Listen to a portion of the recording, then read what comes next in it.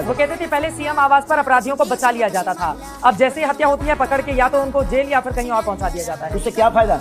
उससे कोई फायदा है? मरने के बाद आप उसको जेल में डालकर उस परिवार के बारे में पूछते हैं कभी कि उस परिवार का क्या होगा? क्योंकि उस परिवार को चलाने वाला वही व्यक्ति था जिसको मार दिया गया।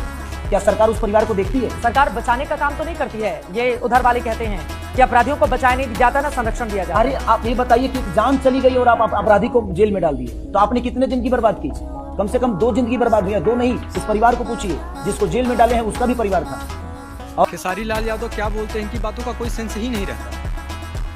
पत्रकार से ये बोल रहे हैं कि एक अपराधी को आप जेल में डाल देते हैं, उसके परिवार को आप बर्बाद कर देते हैं, किंतु इनको ये इस बात का ज्ञान नहीं है कि एक अपराधी किस तरह से अपराध करता है। एक अपराधी सिर्फ अपराध नहीं करता है, वो परिवारों की खुशियों को चीर देता है, परिवार को बिखेर देता है, औरतों को विधवा कर देता है, उनकी माथे की सिंदूर मिटा देता है, कितने बच्चों के सर से छत हटा देता है। आपको इस बात का ज्ञान कहाँ से होगा?